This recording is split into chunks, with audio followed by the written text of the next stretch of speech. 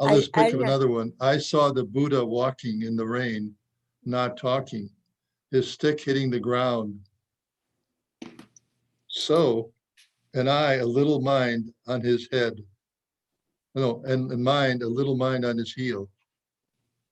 There's mercy everywhere, a common flower, gold, gold, and going swift to seed, but you must have the power to see it, not a weed. And then he writes, and then Phyllis writes, God man, he beats the world with a colored stick, and that is love, the form of Maya, eon stick, and that is love, is love. He beats the world, he beats the wave, and that his silent love does prove. You will never miss his voice, but cry for his dear eyes. I say this now, silence was fairest token of his love unbroken. Don't miss the word not spoken, but cry for his dear eyes. That's from Phyllis's book called Light on the Running Water Poems. And it's so funny.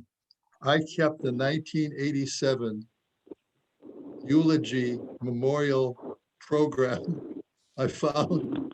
Would you believe this is what the Mir Baba Center in LA commemorated when Phyllis' life was celebrated. She was born May 31st, 1915, dropped her body March 19th, 1987. And but it describes the music, Master's Prayer led by Jeff McGuire, Cable to India from Lynn McGuire, Message from India, Chris Pearson, Eulogy, Adele Wolkin, music by Michael Campani and Debbie Ash, Psalm reading 104 by Terry Adams, Mary Lloyd Dugan, remember her?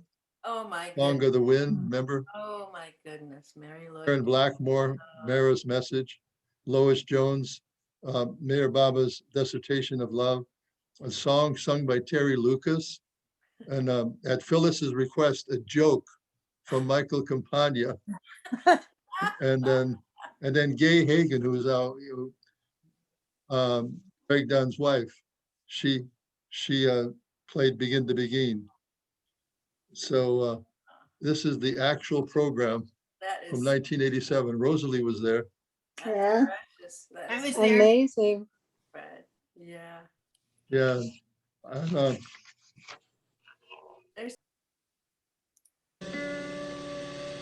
What great fortune is this to have come to the house of the Lord. His children are playing out their roles for him solely, even their liquid laughter. It is holy.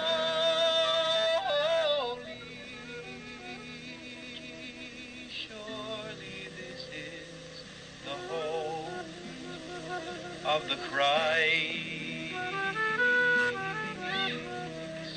Surely this is the hope of the Christ.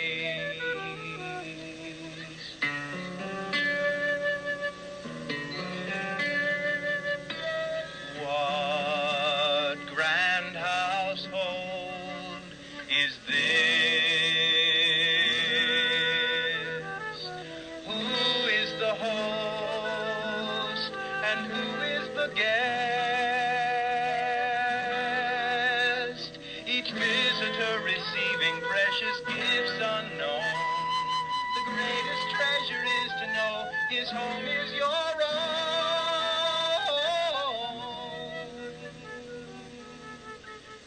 Surely a gift from the Christ.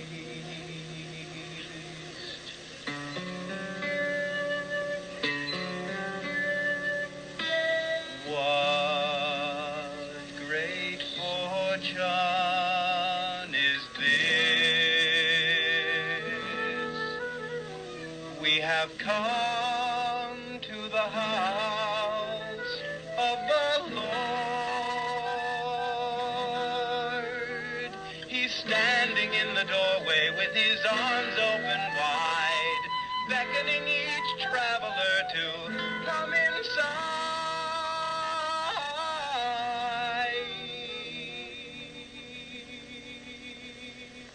Truly he is the Christ. Truly you are Meher, the Christ.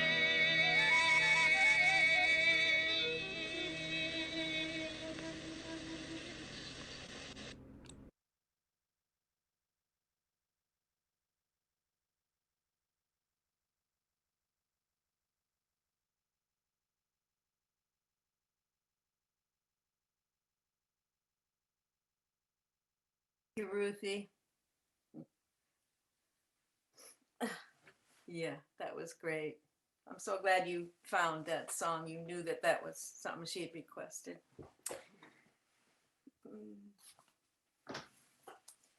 I'm just going to give a brief history of Filis's life, and read a lovely article about her meeting Baba, and then we'll. I hope you. I think many here have met her or known the LA group. So I'm looking forward to sharing of your times with her. So, as Fred said, she was born in 1915 in New York, and she passed on March 19th, 1987, which was in India, it was Guru Day. So on that special day, she passed away. Her family lived in New York. Her father was a magazine editor, and her mother also she was involved in kind of what to say, a bit of sort of upgrading household, kind of like home ec, but this is not her mother. So household efficiency. And Filis, she grew up with two sisters and a brother in an atmosphere of reading and family discussions, kind of a highbrow family. This, by the way, is an article by Linda Zavala, which I will, I'll put a link to. I found two wonderful articles, and I'll give you the links to both of them in great detail about her life. She attended Radcliffe College and Cornell, and Filis's, I believe her first job was as a writer-editor for Vogue magazine. I think people of my generation know. I think it's gone now.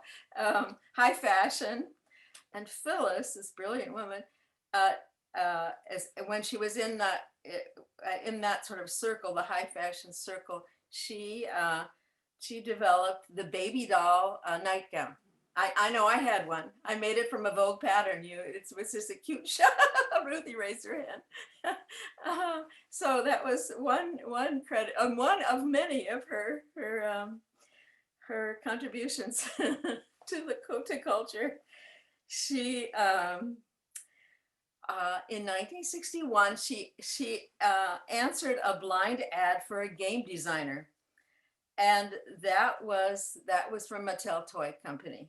She flew to Los Angeles for an interview, was hired, and worked for them for 15 years. She lived mostly in LA, although they sent her to New Jersey, I believe, for a couple of years. And of course, while she was there, she collected Baba lovers. I know several who met her both in New Jersey and out here at work. At Mattel, she developed the concept of painting by numbers. That was her idea. So it's quite a brilliant lady. And those you out there in the audience, you may know other. Please chip in when if you know other accomplishments that made. So, and even after retirement, I remember being there when she worked for them as a consultant, and she took it pretty seriously. She had her work hours, and that you had to respect that. So in 1941 in New York City, Phyllis and Adele met. I believe it was at a university. I think I've heard that, but it doesn't say in my article. They were both seekers. And at that time, Phyllis was quite interested in Sri Ramakrishna. And so Phyllis says, I used to go to the Ramakrishna Center in New York to hear Nikhilananda. One Sunday, Phyllis says, as I looked at the big photo of Sri Ramakrishna, I was astonished to see no face, only a bright light and a sweet voice. He said, "He is your Jesus." I turned, and the voice said, "He is your Jesus." I turned my head, and there, walking swiftly out onto the platform, was a man of medium stature with a long mass of auburn hair, a small beard, gesturing hands, piercing eyes of gray blue. He began to speak in an Aramaic tongue. At the same moment, I heard the meaning in English, the first lines of the Sermon on the Mount. His body was as real and solid as yours. I do not know how long I stared at him. When I awoke, Nikhilananda was there chanting Shanti, and people were leaving. I went home in a daze. It was only 2 or 3 weeks later I got a card inviting me to hear Narina Machabelli speak on Meher Baba at the Hotel Martinique. I had never heard of him. I do not know to this day how I got the card, but I went. No photo of Baba was there, but I recognized Narina instantly from another compelling pre-vision of a woman in a turban. An invitation to visit their home brought me face to face with a small photo of Baba on the wall that looked the speaking image of my Jesus I had seen at the Center for Ramakrishna. So this was her meeting of the three ladies, Norina, Nadine Tolstoy, and Elizabeth, living in an apartment in New York. So she says, at the end of their stay in Phyllis is now talking about the three ladies. At the end of their stay in India in 1941, Baba had sent them west to work together to spread his message of love and truth. They lived together in a duplex on East 67th Street. Norina gave the public talks on Baba, Nadine welcomed individual seekers, and Elizabeth quietly paid the bills. They were a unique blend of talent, temperament, and nationality. Nadine was Russian, Norina Italian, and Elizabeth American. When I met them, I felt they were old and dear connections, excuse me, and became so close to them. I was invited to live with them, which I did from 1944 to late 1946. When Baba recalled Elizabeth and Norina to India, just before the new life, Nadine had already passed away. I know Adele nursed Nadine through, she had ALS, and I'm pretty sure the two of them, Adele and Phyllis, lived in that apartment. And you can, yeah, that's right. So Phyllis said, I shall always be grateful to these three women for living and working with them, prepared me in a very special way for meeting the avatar.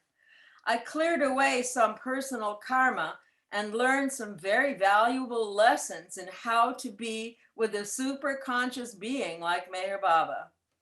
In the West, we grow up with so many misconceptions about the spiritual path. One learns with the avatar, who is so unique in his way of working, to throw most of these out the window. It was all over. My heart was Baba's. I accepted him as the Christ from deep within. Thereafter, I waited. A great deal of personal life turmoil was gone through, but through all of it, letters and cables came from the beloved, including a precious first letter saying he was happy I had come to him. In 1948, Norina and Elizabeth were called back to India. Norina asked if I had any message for him. I said, "Ask if I can come to India." She wrote me that for 2 weeks, Baba went around asking everyone about me. Norina, Elizabeth, Donkin, first saying he'd send for me, then not. Finally, he said he'd send for me, in quotes, later. Later turned out to be the 1962 Sahavas in the East-West gathering. So that was Phyllis about her initial meeting.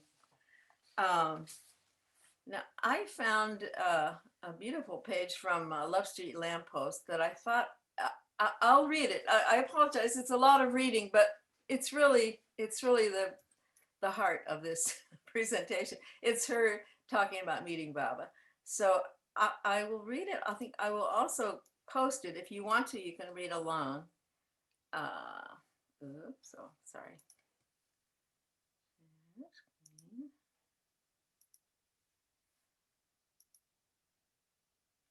Okay, here we go. I think you can see it.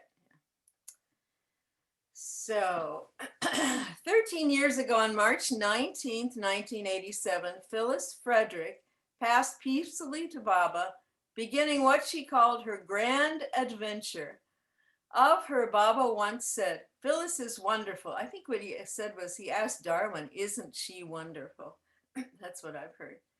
Here's an account of Phyllis's first meeting of Baba at the Meher Center, Myrtle Beach, now South Carolina, May 10th, 1952. Phyllis writes, "As we got closer and closer to the center, it was like coming closer and closer to the center of the universe. It was like being on a spaceship, and after traveling 18 million light years, finally coming to the end of your journey. I felt like that." Fred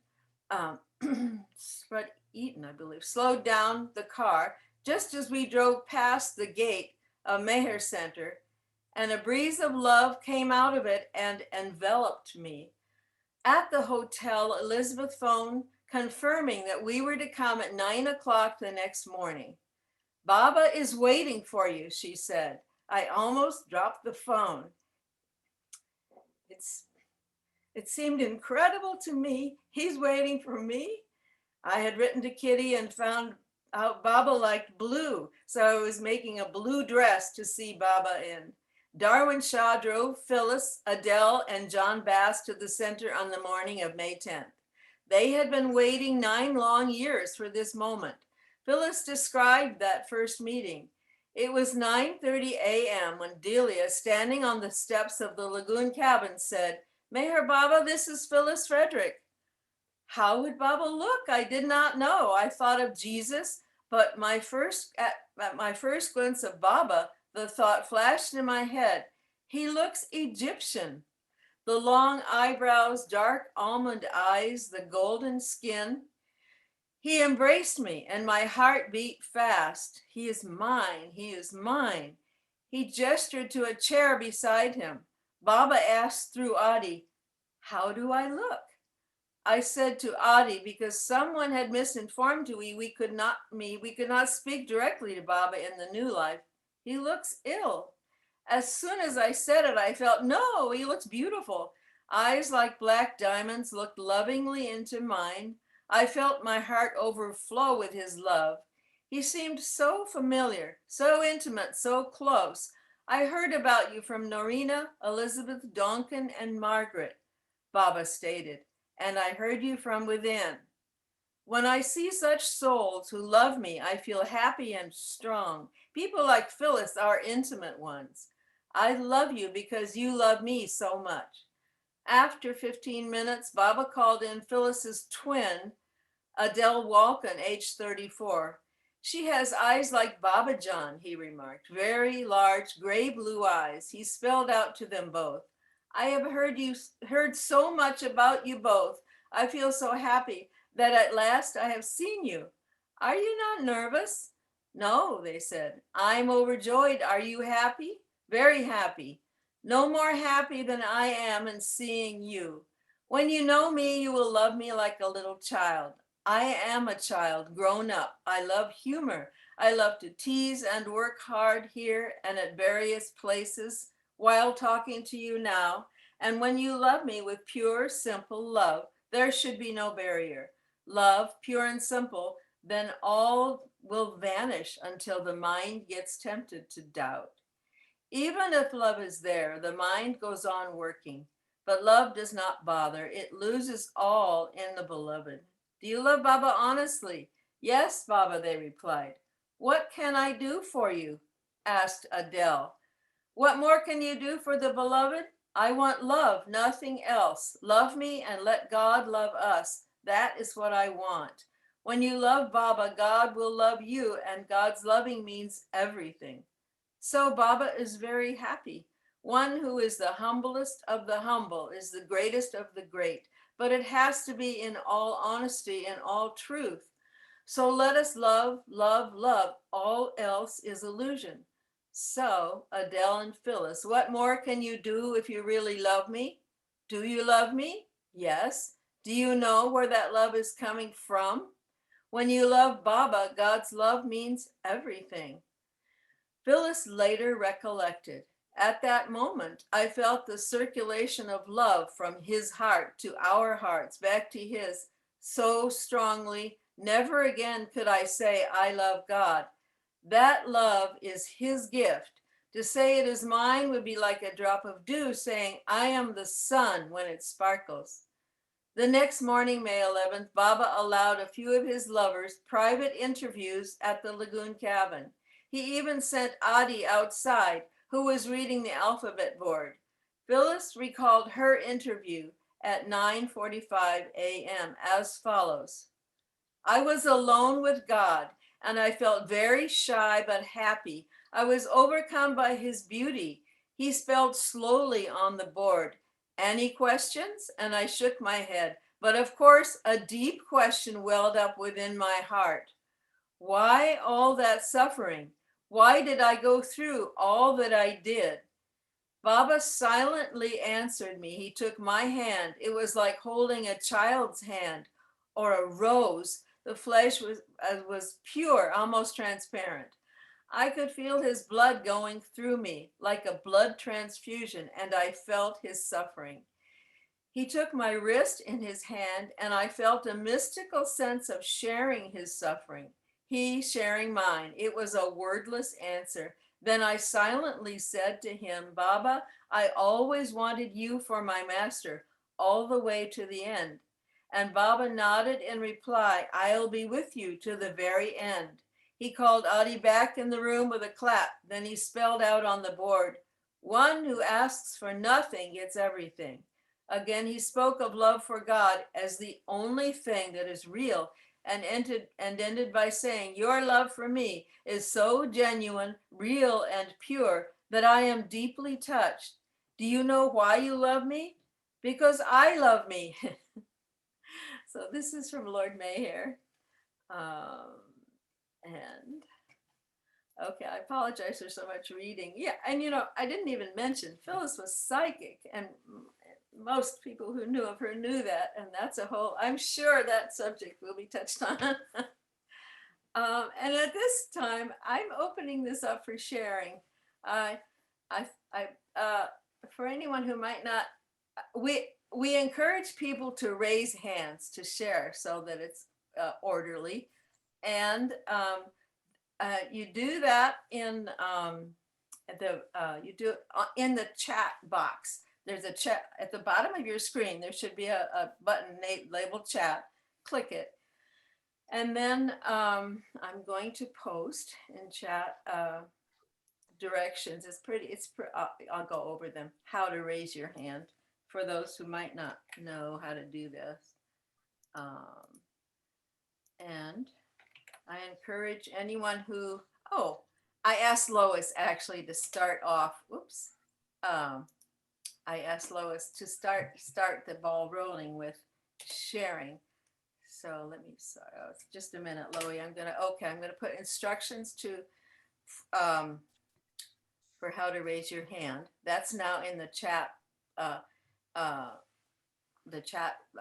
section. And if anybody isn't quite getting raising your hand, please just, signal like that. I think I'll see you and I'll encourage you. I think, yeah, okay. All right. So that between those two methods, I hope we get everybody to share. Okay, Lois, it's you're on. Thanks. Thanks, Betty. J. Bob, everyone. Good morning. And I'd just like to start out by thanking my dear sister Diane in Venice, California, for extending the invitation, letting me know that this was happening this morning. And anyway, I guess I want to share a little bit about my personal relationship with Phyllis, and I don't want to take up a whole lot of time because I see folks like Charlie Morton and Rosalie and of course Fred and I thought I saw Linda Zavala and a few other people. So, but anyway, as far as Phyllis being psychic, I think it's important to know that she said Baba took a lot of that away from her. When she was age 14, she was in a hotel room with her mother and she could see the man in the next room through the wall. That's how she was. But when she came to Baba, he took a lot of that away from her, but she could still see auras, and she told many stories about auras. And one time, this wasn't a story, this one day I was feeling very down in the dumps, and I was at some meeting or program, and Phyllis walked over to me with this wonderful, just this big bright smile. And again, I'm just feeling really low. And she smiled and she said, I see this beautiful yellow aura around you. And I was so shocked because I thought if anything, I'd be more like that. What was that Andy Cap cartoon, the guy with the cloud, walking around the cloud over him. So anyway, but she could see auras. I do feel very fortunate and blessed that I got to have a friendship with Phyllis, and I met her in 1969, and so many things to share. Just one other thing, her coming to LA, when she was in San Francisco with Baba, they were in Coit Tower, and Baba was pointing south. She was standing next to him and he kept pointing south. And she said and then of course she ended up moving to LA, and she felt that that's what Baba was telling her in Coit Tower. And anyway, people in LA heard of her about Baba through ads that she put in the LA Free Press. And there are other people on here who I'm sure heard of Baba through those articles. I know there are a lot of surfers in the South Bay that would go to her meetings and all. And I didn't hear of Baba that way. I heard of Baba through my church, but I did go to her home in Manhattan Beach. This was before she moved back to New Jersey and then came back to Hermosa Beach. And I was there because there was a radio program that Alan Cohen was speaking on. I think it was Elliot Mintz, I think was the name of the person, and everybody was gathering in Phyllis's living room to listen to the radio program. And so that's the first time going to her home. But I just want to let you know that she truly was the matriarch of the LA community. And she was the co-founder, along with John Page, of the Avatar Mayor Baba Center of Southern California. And I just wanted to mention a couple, one real fun girly thing that we did. I didn't start driving until 1978, and I bought this big sturdy Buick Century because I wanted my mother and Phyllis to feel safe with me driving them. And Phyllis would go around telling people that Lois bought a car so she could drive me around. And this one time, Phyllis and I had a girls' weekend. I drove down from Santa Monica to Hermosa Beach, picked her up, drove her back up here, and we went window shopping in Beverly Hills and stopped for lunch and dined al fresco at this restaurant at the particular hotel on Rodeo Drive. And Phyllis said that that's where Rick Chapman would stay whenever he would come to LA on business. But meanwhile, she said years ago, probably in the 30s or whatever, that hotel used to be a brothel. Anyway, so all these little, she would know details about things. And anyway, but we had such a fun time. Then I brought her to my place and she spent the night, and we just had the best time. It was just a girlfriend's weekend, and loved that. And one other thing, and then I know other people want to talk. And I guess early 80s, a handful of us women got together on Christmas Day and went to and had brunch at the Cockatoo Inn in Hawthorne. And I think Rosalie was there and a couple of other folks I can remember. And they had this fabulous brunch, and we had such a good time. We said, okay, let's go back, come back to this place next Christmas. And we did. But it was just regular breakfast. There was no brunch. We're like, what happened? And it turned out that the year before, Christmas had been on a Sunday, so it was their regular Sunday brunch.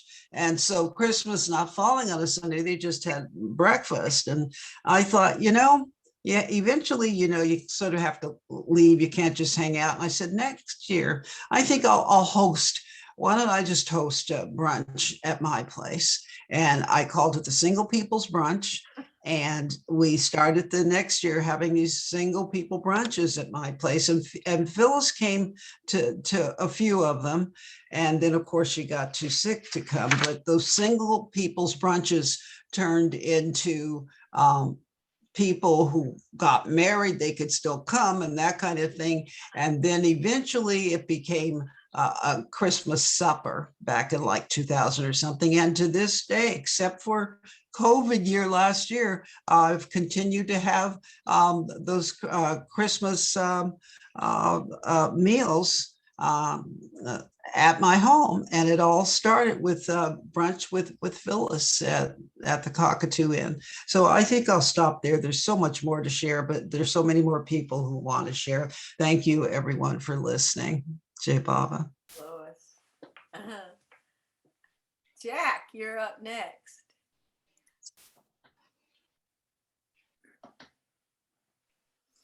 Here we are. There's a lot one can say about Phyllis, but I started going to her Monday night meetings in Hermosa Beach at her home there. And I was not obviously as intimate with her as most people were, although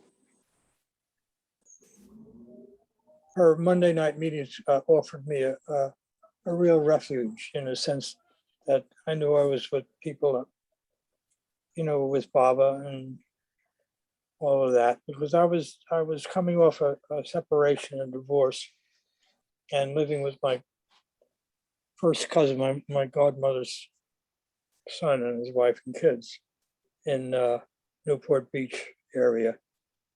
And I used to drive 62 miles exactly up to her place every Monday, whenever she had Monday night meetings. And the first time I met her, or came in contact with her, was there, and I don't remember much about it. There was about eight or nine people who attended that meeting, but I felt this is a woman that I could really respect. So I had a godmother feeling about her, and the comfortability of being around her was such that there was no way you could feel uncomfortable. And the next time I went there, I came early, and I remember we went out in the back. It was kind of a little garden with, and I still have a memory of that. It was, and we talked quite a bit. And actually, and normally in the course of conversation, she asked me, who I was and where I was from and all that. And I remember saying to her, well, you know all that. She started laughing. So we it was all right. I mean, I was very comfortable with her. And I remember I was leaving LA in Newport Beach area on, I guess it was June 1979. And I had this feeling in May that I would not see her again. It wasn't a death thing. It was just that I just knew I wouldn't see her again. So I wrote a poem about her to her. I don't even remember if I'm pretty sure I gave it to her, but I really don't remember. But it epitomizes what my feeling about her is. So I'll read it, and that's all I want to do. It says, this is May 1979, for Filis. To speak from the heart is a special art, and one you surely carry. For if words could tell what you know so well, then into his arms we would harry. We'll try to express in tenderness with words of enchanting hue, to a creature of light and earthly delight, like sunshine from the blue. We've watched you a while, your beautiful smile, and felt a touch of your delicate hand. As you guide us around from going aground, this Baba's motley little band. Happy fools that we are, we follow that star, which already you have captured. It leaves us drained, wondering what we've gained in the hopes of being enraptured. For we long for the day to bask in his ray that permeates your being, to gaze on that sight of wondrous delight that you are truly seeing. And little do we know that your heart's all aglow as you view his lovely face, that your fondest wish is a little niche in the arms of his sweet embrace. Pray tell, may I request at your behest a boon for such as we? When you enter that realm of shimmering vellum, pray, save a place for me. Unselfish without fault, the key to the vault wherein lies Baba's bliss. To know you this day amongst this array, we thank God we didn't miss. You have what we hold dear, a voice at his ear, and wisely do you dispense what Baba has taught and eagerly sought a bit of common sense. Wrapped up in our troubles like souls caged in bubbles, you generously forget your own, to pass on to us without any fuss, the love that Baba has sown. So suffer our love, it comes from above in whatever form it appear. For your heart is unbounded whene'er you are surrounded by those whom Baba holds dear.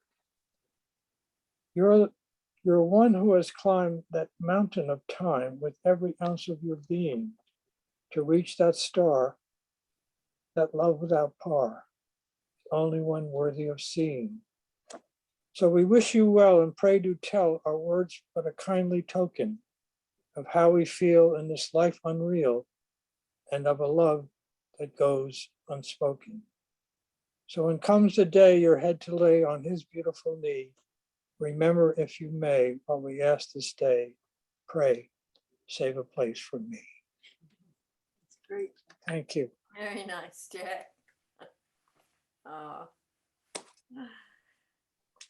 Jack, I think you've been all over. You've been the East Coast, West Coast. It seems like you traveled a lot as a young Baba lover. You bet. Oh dear. Alan. Hey, people there. I figured I'd get my 2 cents in before they got their 25 cents in.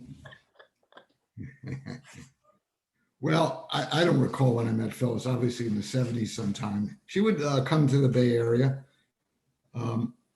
pretty periodically. And then when Karen and I got married, we used to have savasas and such. And Phyllis stayed with us a number of times, particularly if the Van Buskirks, Ed and Ursula, were out of town. She was like best pals with Ursula. And so that, of course, Karen remembers having a conversation with Phyllis as to why she would stay with us, why we were good friends. But now I forgot it, and she'll come on later to hopefully tell it. But I think we were friends like thousands of years back and that kind of thing, in different incarnations. But what was interesting was, and I would like to hear a little bit from the LA people about this, was as you hear this story, how discreet Phyllis was, which didn't strike me as overtly one of her qualities. She would, for those who knew, she would call Ursula every night, and they were like mother-daughter and best pals, and they would talk for like an hour. Okay. And so I would think that pretty much anything that happened during her day, she would tell Ursula about. So here's an interesting backstory. A few years ago, we had John Page and Steve Berry come up from LA to do an urban savas on the history of the LA group. It's quite interesting, by the way, for those of you who are in LA. And on Sunday, it was Friday night, Saturday, and then Sunday was going to be all day Phyllis. And Page felt that he didn't have enough information for Phyllis, so he wanted me to call Ed and Ursula to see if they would talk. So I called Ursula and I asked her, and she said, of course. But in passing, I told her this story, which amazingly she didn't know, which is the point I'm trying to get at about Phyllis's discretion.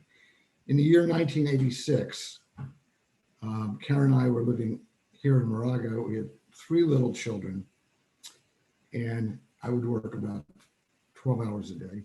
And when I would walk through the door about 7:15, 7:30 at night, the phone would ring. And in those days, the phone was on the wall, with an extension cord. We didn't have cell phones. I didn't have my suit off or my tie down, and it was Phyllis. And she wanted to talk to me. So in the beginning, I thought like, well, I don't want to be rude, but I'm awfully hungry and I'd like to get my coat off. So Karen would kind of take my coat off and we didn't have FaceTime either. I'd stand there next to the sink and eat dinner because there was no chairs because he couldn't pull the cord. Could people hear me? Because my internet is unstable. Okay. Well, in any event, my kids would hug me around the legs because they were 1, 2, 1, 3, and 4 at the time. And I would talk to Phyllis while I was eating, trying not to sound like I was chewing, for about an hour every night she would call. And it went on for about a year, the whole year of 1986. And I don't think I said a whole lot, but I was listening pretty damn good, and had a bit to do with her estate and that kind of thing. Because I was a lawyer and I was the only Baba lawyer she knew, she figured she would talk to me, but I didn't do that. But I knew a little bit enough to make some hay with Phyllis. And I figured, hey, I got to be a fool not to tell her that I can't talk to her because I have to eat dinner. I want to talk to my kids and play with my kids. So it just kept going on and on and on. And every night it was the same thing. She'd call as I walked through the front door, which I found quite humorous. She must have felt I had taken care of my ordinary life. And I never told her about any of this. All right, so this went on for a year. And then she died in March of 87. So it was right before she died. So I'm asking Ursula, and then subsequently Ed, to talk at this urban savas about Phyllis. And I said, by the way, Ursula, did you know that Phyllis called me every night after she spoke to you for an hour and talked to me for an hour? And she said, I had no idea. And it stunned me. And also Ed had no idea. So I realized there was a whole other side of Phyllis that was utterly discreet, that she didn't tell even Ursula, let alone Ed, that she had spoken to me for that whole year for an hour or so every night. And I thought it was an amazing quality on her part. And it actually stunned both of them, particularly Ursula. You can imagine they must have talked about any bloody thing under the sun. You know, they literally talked an hour a day, because she would tell me about what she and Ursula talked about, which was quite humorous. I never told Ursula what she and I had spoken about. Anyway, so I just wanted to, I know there's a lot of people that want to speak. I have a bunch of stories, but I just wanted to say that I regarded it, and I mean this sincerely, as one of the greatest honors of my life, that somebody so dear to Baba felt comfortable enough to spend that much time with me, you know, for whatever reason in her life. And it gave me, it's hard to express in words, but a great humility that, you know, perhaps I had an inch of love and she was attracted to that inch. I didn't have a pound weight, I know that. But, you know, I'm no Betty or Lois, but it was one of the most significant things that occurred in this incarnation for me. I just want to say that. So I just wanted to share that much.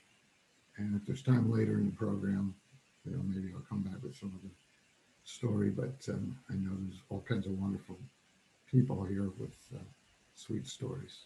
I'll leave it at that. Thank you, Alan. And Diana is next. Jai Baba to you all. I'd like to start with a little biographical addition to what we've heard so far, and then a couple of more personal comments. I can't think of Phyllis without thinking of the Awakener magazine, which was such a tremendous contribution that she made to the Baba world. And I just went and I pulled out, I have an incomplete set, but I pulled out my Awakeners and started looking through them to see, you know, what I might share from there. And I just started writing down some things that, if you haven't been through your Awakeners recently, as a reminder, I found poetry by Erwin Locke, Francis Brabazon, Mani, Robert Dreyfus, Pukar, Joanne Bruford from Australia. I found articles, one by Ivy Deuce on Sufism and one by Carl Ernst on Prophet Muhammad, letters from Baba, Elizabeth. I found talks, transcribed talks by Deshmukh and Adi K, quotations from Albert Schweitzer, book reviews, How a Master Works, Much Silence, the Tibetan Book of the Dead, and a new translation of the Divan by Hafiz. It was 20 pages, a 20-page book review by Hank Minlin. And then, of course, articles by Filis. She had her own article, her memories of Baba's 52 visit, a much longer serialized article called Journey of the Heart about Baba's 56th visit. She had an extended, I think about a 10-page sociological study of Meher. It was called Of Meher Baba Group, and it wasn't just the LA group, it was like all of her experiences in different Baba groups. And then she had these themed issues. Now, I don't have a complete set, but my earliest theme issue is The Last Darshan. And that's because she started my first issue of The Awakener, and this is volume 2, number 1, is dated summer of 1954. So The Awakeners must have been published from mid-50s until the time of her passing, which was 87. So this is the first, my earliest, the one of The Last Darshan. I have one called The Life Divine, and this is a photo issue. All these wonderful photos, the whole issue, photos. There's the Meher Baba in art, this one, and it has photos. Oh, I just opened to this beautiful one of Mara. There would be songs. I don't know if you can see songs. I think I found just so much music. So a whole art issue. This one, of course, she had a strong interest in the women of the West because she had so much experience with them. And she wrote like about a 30-page piece there. She had 2 on reminiscences, people just reflecting on their experiences with Baba. And of course, the Hollywood issue, because we were in LA. So that was the Hollywood issue. And my very, in my collection, the earliest issue I have is summer of 54. And interestingly, just to show how much she might have, this is Meher Baba's horoscope. So, and in addition, there's another article on the horoscope. So to be with Filis was like being with all these awakeners because she had such a breadth and depth of knowledge and such an amazing person. On the personal level, Filis, and I didn't have a strong personal connection with her, but still anybody who lived in Southern California, and I was there for 20 years, had a connection with Filis of some type or another. She would send birthday cards to people, these homemade birthday cards where she would cut out pictures and make you a card and write a sweet little message. People were in and out of her house all the time. I was invited to her house for a birthday dinner on my birthday, which was very sweet. She didn't drive. And so there was Lois's car, which was obviously being used a lot. She asked so many people, every time she came to the center, someone had to drive her. She asked me once to drive her up to Santa Barbara because she had been invited up there to give a talk to the group. And we spent a couple of nights there. And, you know, people were coming to her with their questions. You could just see how much people wanted to get what Filis could give them. Her house was so comfortable. All the furniture was just very easy to sit in. Her chair was in a corner and facing out into the room. And above her chair, there was a Linot painting of Baba's face. It was just Baba's face. And he was suffering. And she often referred to this suffering image of Baba as a very serious look. And she felt it strongly. You could see in her choice of that painting and having it there. Her kitchen was overflowing with mugs. She would serve tea at the beginning of her meetings that she had at her house. And there were always mugs there for people to use. So she had a huge mug collection. Her library, she kept a lending library in her living room, and people were checking books in and out. So she made sure that everyone had access to books. And I'd also like to add that over her sofa, she had a beautiful photo of Baba. And in the corner of that photo, it was a large photo, and it was the one to which we said prayers when we said prayers at her house. And in the bottom left-hand, I think it's the bottom left-hand corner, she had three letters that were cut out of these sort of iridescent silver, G-O-D, in the corner of this photo. She was scheduled to give a talk once a month at the LA Center. There was always a once a month meeting of Phyllis, and she talked about all sorts of things. She talked so flowingly. One thought just flowed into the other. It wasn't structured. I mean, she had her inner structure, but she was never at a loss for what to say. From one thought to another, there was some connection, and she could keep going on, and it was just wonderful. And I can't remember that she ever didn't have a copy of The Awakener tucked into the chair right next to her, so that if she wanted to refer to it, or if there was something she was planning to share, it was right there. One meeting that I remember, because she had some outrageous ideas, this toy designer lady. One meeting, she brought these balloons, and she passed them out, and everyone was supposed to assign a personal attachment to their balloon and blow it up.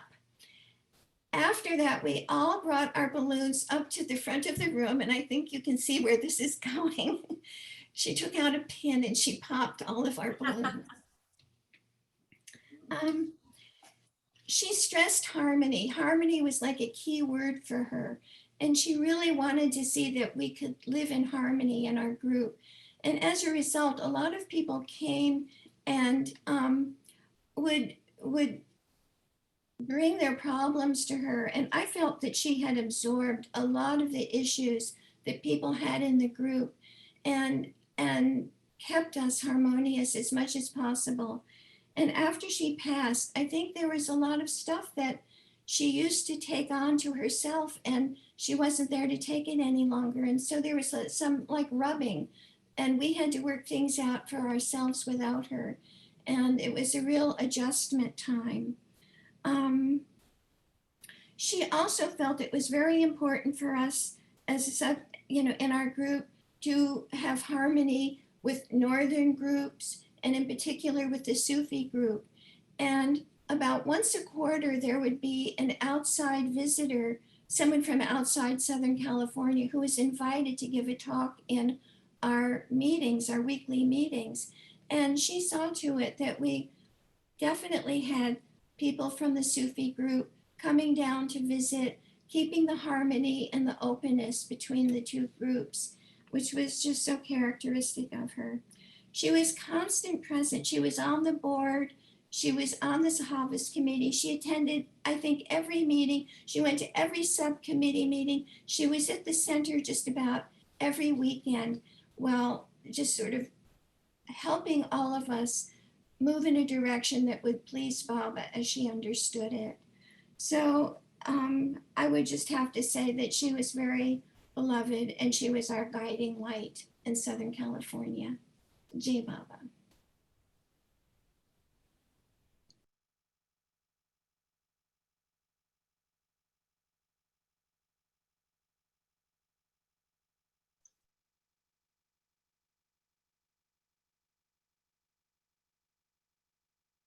Sorry. Sorry about that. Thanks, Diana. Let's hear from Rosalie. Yay, Baba. I'm loving hearing what everyone's saying. And Phyllis had contact with so many people over the years, wonderful contact. You know, she touched so many souls with Baba's love, what can I say? And Baba did say to her, he said to Darwin, it was 20 years before it came to Phyllis's ears. Isn't Phyllis wonderful? And I think that really pretty well sums it up if the avatar said it. I remember meeting her And I had heard from someone that she was psychic, and I had moved down from Berkeley back to LA, and I was feeling quite depressed, and I felt nervous about meeting her. And but there were phone booths when I came down, 74, so I put my whatever dime in, and she says, come on over.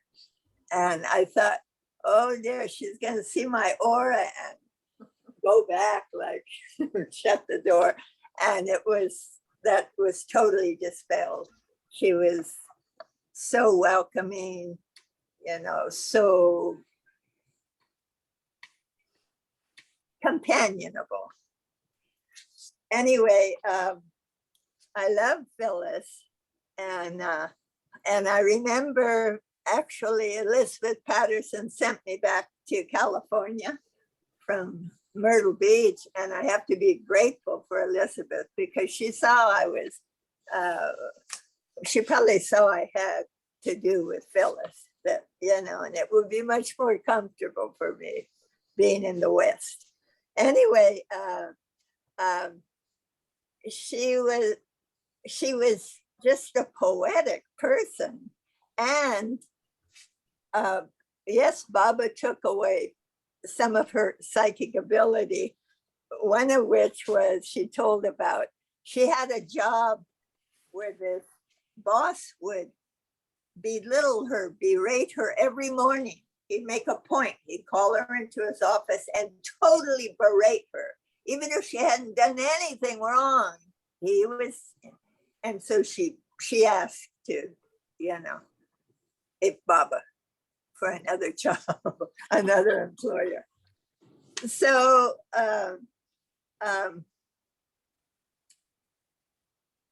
I remember that poem that Fred shared, so I wanted to say it again. People want to hear it again. Scattering his brightness, he burns holes in my night. Yes, scattering his brightness, he has burned holes in my mind tonight. Now when I look up, I understand the stars.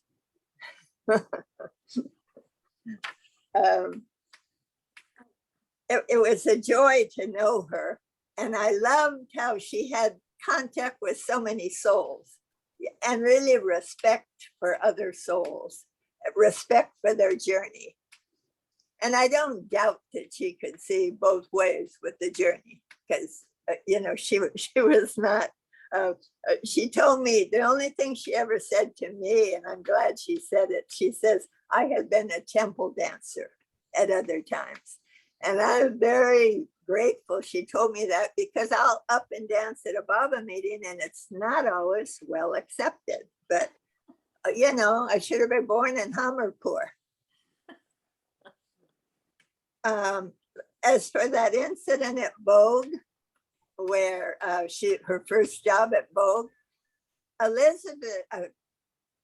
Phyllis had the capacity to see a piece of clothes and to go home, cut out a pattern and be there the next day with that outfit on. Well, your talents are not always appreciated. So someone in the upper echelon at Vogue came in with this new design. Phyllis goes home, cuts it out, comes in the next day. And I don't know if she was fired, but she was at least, her hand was slapped. We had a gathering. She was so much a part of the group. She was the matriarch. She was certainly a feminist from the word go. She knew that women and men are equal, and being in a patriarchal country, it was it took a strong one to even say that, do a special issue about women, Anyway, I love that about her because it's rough growing up in a patriarchal country. We had a gathering one time at the Hollywood Roosevelt. There were 200 plus Baba lovers. And after the gathering, the next day, she says, she saw Baba's face on everyone that was there, all the Baba lovers that were there at the dinner. So she did have that beautiful Baba connected ability, for her. And one time I was at her house and we got a phone call, and I picked up the phone and they said, Robert Merwan passed away. And I had answered the phone and I thought, Robert Merwan, I couldn't think, but I knew Robert Merwan. Well, it was a 23-month-old Baba child had passed away. And so I couldn't connect it with death, Anyway, Phyllis had known that the call was coming ahead of time. She just knew. She had a great sense of humor. She had a great sense of life, She actually wrote a paper on democracy in the Baba groups. I couldn't find my copy, and neither could I read it, but I have it, and I think it's worth reading, perusing it.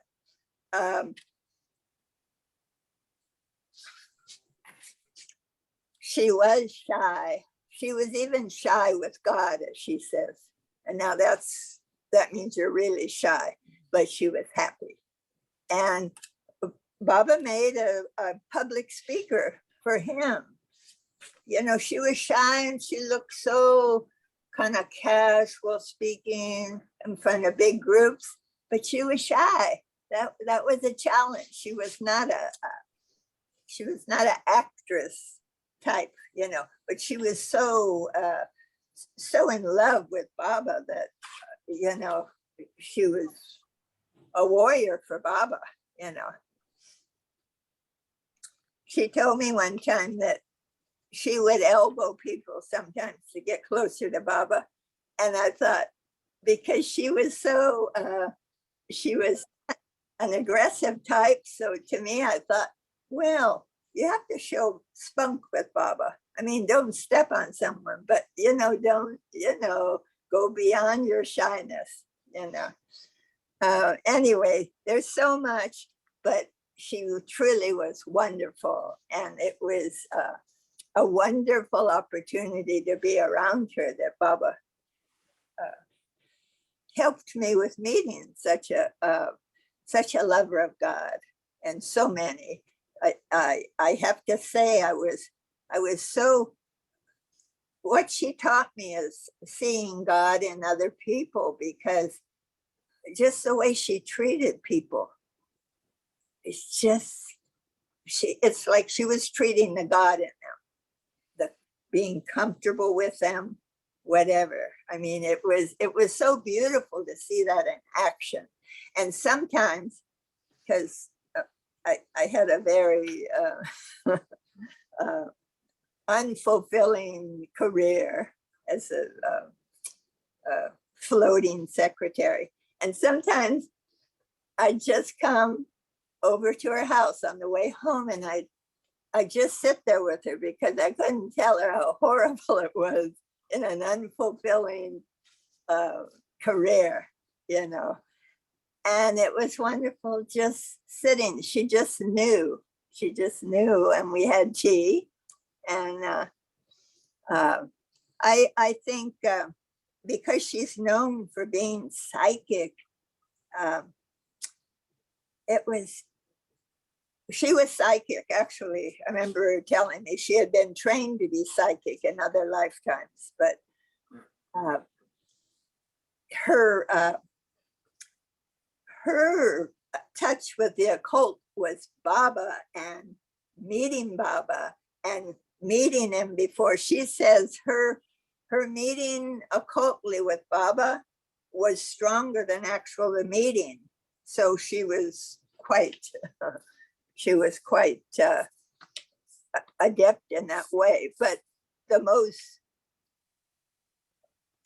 very clear thinking and compassionate and such a feeling for our group, all groups really, all groups, because like even today we have our different feelings towards the Sufis or whatever, so it's nice to have someone that sees both sides. Anyway, that's my share. Jai Baba. Jai Baba. Thanks, Rosalie. I remember her saying her term was Baba Links. She said, Baba Links. Make sure when she saw Baba, she saw him with the Sufis and she saw him with the New York group, and she was in several groups. And she said it's important to cultivate your Baba Links. Yeah, what she said also is she says, never feel someone won't be the first one when the avatar comes again, that if you don't have a link with them, so make your Baba links. Right. She was practical. Lois, you got something more to add? I did. I didn't see any other hands up, so I feel okay about saying more. I wanted to thank you, Diana, because the way you described everything about Phyllis and her home, right down to those mugs. I have a couple of those mugs that had been hers, but it just brought me right there to her living room. And that's something that I had wanted to share, is that you would enter her house right into the kitchen, and then there was the living room. And it would be, Diana talked about the comfortable furniture. Well, if you were lucky to get there early enough to sit on that comfortable furniture, otherwise everybody was crowded in, sitting on the floor.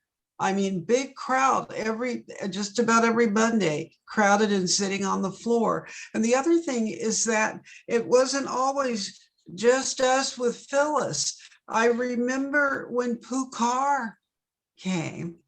I remember it so well because I arrived late, and so I was way in the back in the kitchen.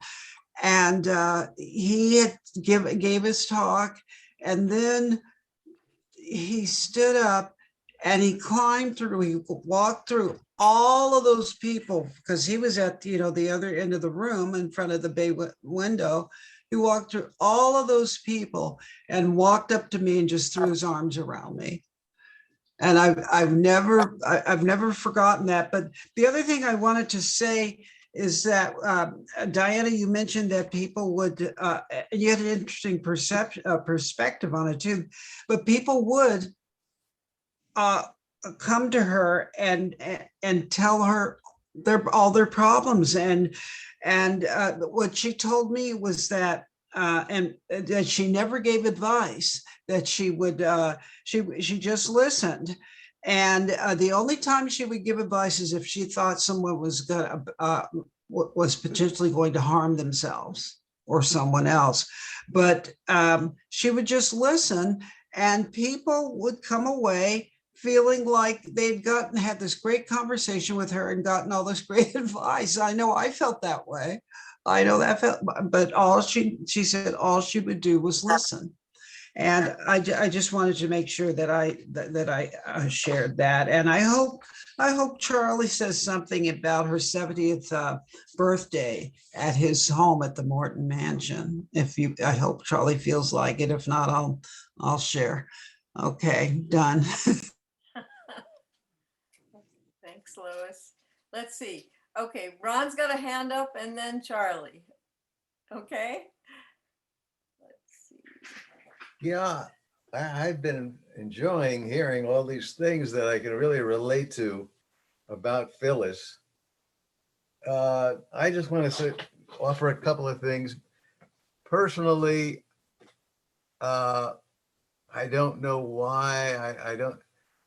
This was at a time in my life when I was rather shy, and even though I get up on the stage at the Sahabas programs in LA and sing to the Baba lovers there, which I really appreciated those opportunities. But I didn't have a lot of time with Phyllis. But the interesting thing is, of course, Lisa, my wife, she came to Baba with Lois and Phyllis's influence probably more than anybody else. And, but Phyllis seemed like she was part of our family. She had us, she gave that feeling. I felt like she was my sister, even though she was probably old enough to be my mother. It wasn't like that. The qualities of her being were more like what Baba was looking for, which was childlike. She had that childlike quality. The creativity just flowed right off of Phyllis, just in all humility. And I probably could rattle off some more adjectives, but I think what I want to offer up is one day at a Sahabas, I don't think I wrote down a date, but this fellow who I can't even remember for sure that I had met him directly, but he came up to me. He was from Tucson. His name was Louis Stickford. He gave me his business card because he also gave me this handkerchief, which was in this nice little carrier. Well, not that I carry it around with me. It's really on my the place where I do prayers to Baba. But he gave me this handkerchief, and he said that Phyllis had given him two of these handkerchiefs. And of course, you may have guessed already that Baba had given the handkerchiefs to Phyllis. And I'm just kind of overwhelmed as it's mysterious why Phyllis, well, it's just something very special. I can't even explain why, but I really appreciate having this, and I'm not sure who the next person is going to get it at this point, but it's being passed on. And it's just a little thing, but a very treasured thing. So thanks for creating this tribute to Phyllis and these memories. Jai Baba. Thanks, Ron. That was, wow. Yeah, it is wonderful. I know there's a storehouse of memories here. So Charlie, you ready to? Yeah, that'd be wonderful. And I first would say that Phyllis was everybody's best friend. There's no two ways about it.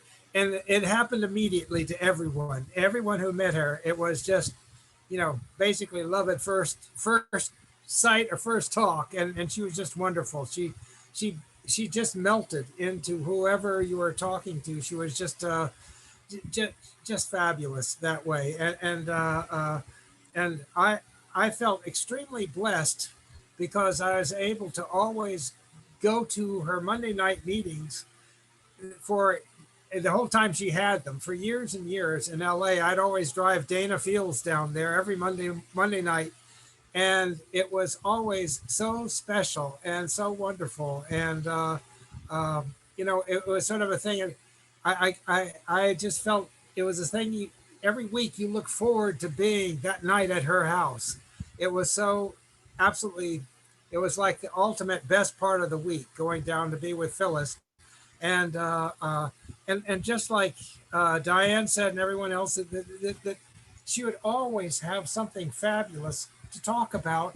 And it wasn't that she had to talk about anything in particular, is just being with her was spectacular. And she was just a joy to be around. Wonderful, wonderful personality. And there was, I just can't even, so many times, so many wonderful stories and so much fun all through the years, knowing her and just sharing with her. And the joy was, with her psychic abilities, you'd never even know anything about that. I mean, it was sort of like she might just happen to say, oh, I remember you had this and this and this or something, but it'd be so natural. It had nothing to do with anything other than just like remembering old memories or something like that. And it was always something that was she was extremely real, extremely right on target, and always 100% on. She as if she was shooting archery. She would always nail the target perfectly. It was like, and it might not occur to you at the moment, but an hour or two later, or a day later, you say, "Oh, Phyllis really hit that one perfectly." And my mother would always say to me, things like, she would say either, "What would Monty say about that?" or "What would Phyllis say about that?" And it's sort of like you saw how my mother knew the things that I'd put in my brain as to correct on any point. Would look back at Phyllis and how would she treat a situation, or what would she say about this? And it was such a thing that and she had such wonderful I'd say solutions to every story. I mean, because of her experiences that she would share with you, then you could put that into your own life, and you all of a sudden realize that her experience with the bad boss, or her experience with any of the issues that came up, were ones that you apply to your own life, and you can really understand perfectly. And it was so much fun being with Phyllis and living with Phyllis, as far as in a group that went on for years and years and years. It was really, I feel blessed. That's the only thing I can say. And just as I'd say the Sufis had Murshid Adus, we had Phyllis Frederick, and the East Coast had Darwin Shaw and Kitty and Elizabeth. There were these certain people that had this wonderful presence. And I'd say Darwin Shaw and Phyllis, different people like this that were, it was just a joy to be around them. They're so spectacular. And Phyllis is one of those that my goodness, all the time you'd get this from her. It's just this constant contact with Baba is what it felt like.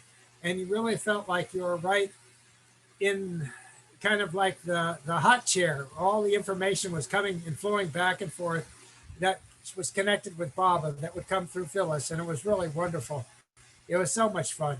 And I just can't say enough good things about Phyllis. It was that much fun all the time. Yeah.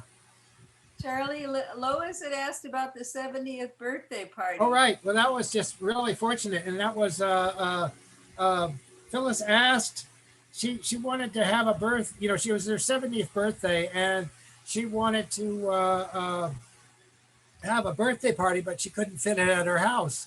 And so she asked, and I said, absolutely. Why don't you have it at our house? And at the time, I just thought, it didn't make any difference. We'd just have it any time, and the house is big enough to have any sort of a party there.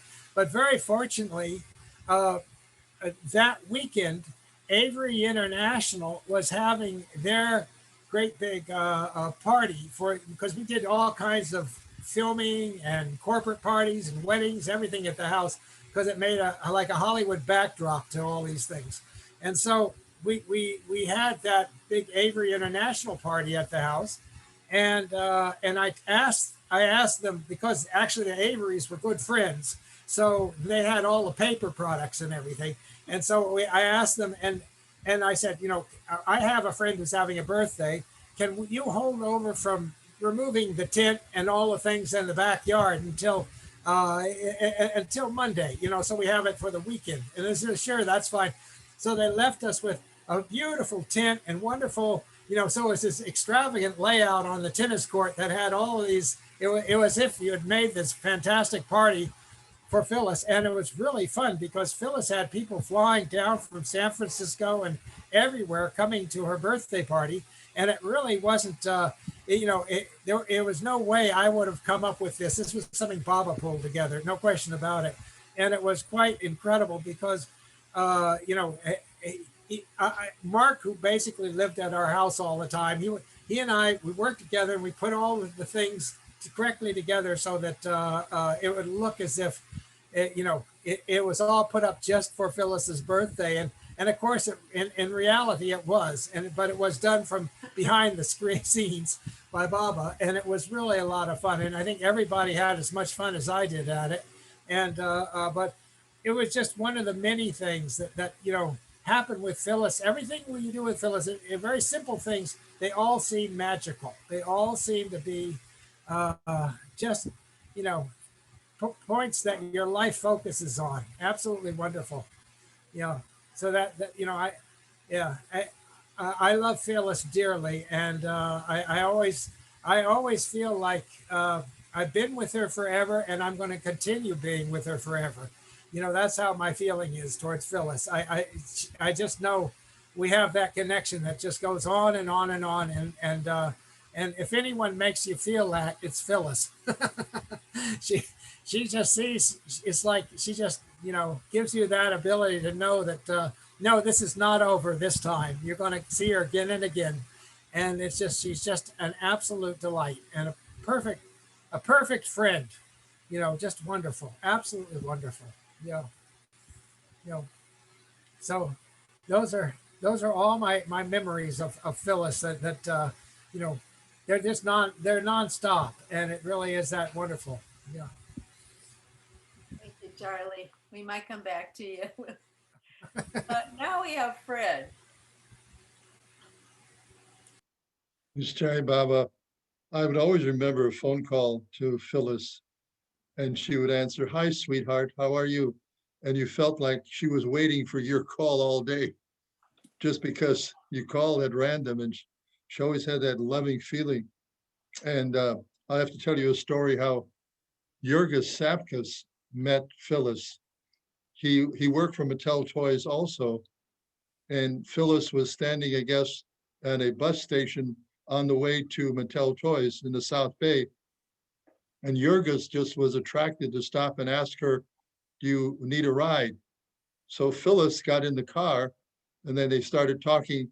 "I work for Mattel." And so Phyllis says, "I do too."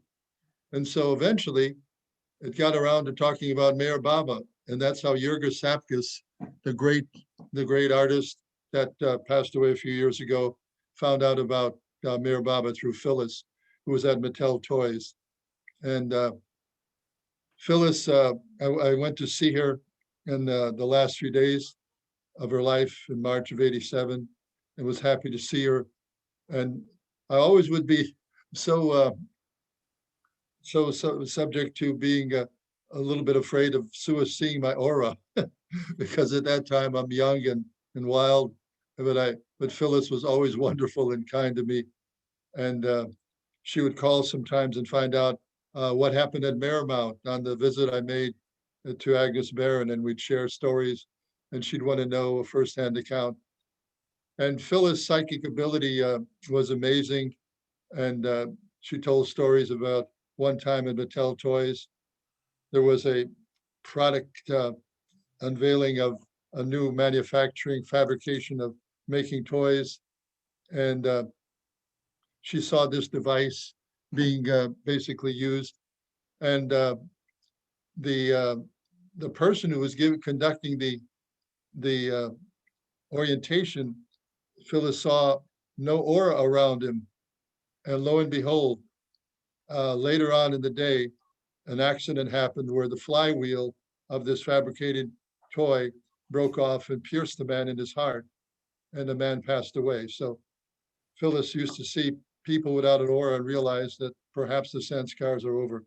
But Phyllis was just tremendous in my life, and I just like echo what Charlie said, her and Adele Wolkin, Phil Adele, they were like our combined matriarchs for our Mayor Baba Center in LA. And they were just associated together, Phyllis, Frederick, and Adele Wolkin. Jai Baba.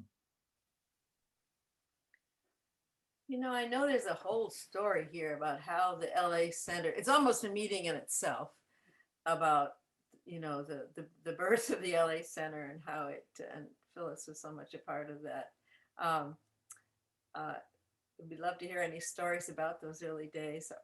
And just put a bug in your ear. Maybe one or more of you might want to get together. It's LA is such an energy center. My gracious, you in your heyday, people, we were all up north. We were like the summer Sahavas. The LA Sahavas was like the apex of the year. We'd all go down and grand Baba energy in LA. It was, I remember hearing a small story about how I think the first Sahabas was at, was it Lake Arrowhead, the very first one?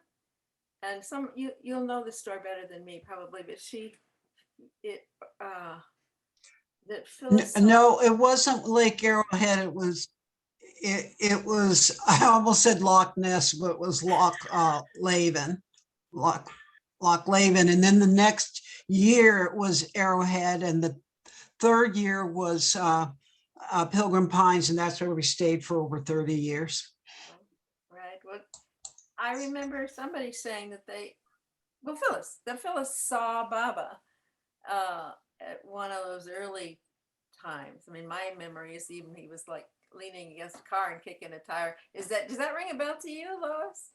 That she saw Baba, which was, his blessing on them. Yeah, yes, the story is that, well, I see someone has their hand up. You want me to tell the story, or do you want to give Ellen a chance to say something?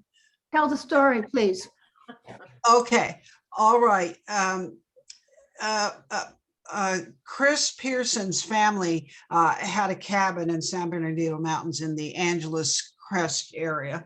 And he periodically would take people up to stay in the cabin. It was kind of a rugged little place. But anyway, this one particular time it was Chris and I think Christy before they got together, and Phyllis and a couple of other people.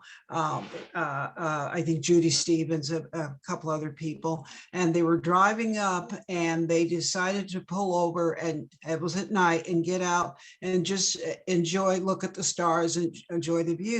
And Phyllis looks over and sees Baba kicking the tire of the van. And that to her was a message from him that something special should occur in the San Bernardino Mountains, something special for Baba.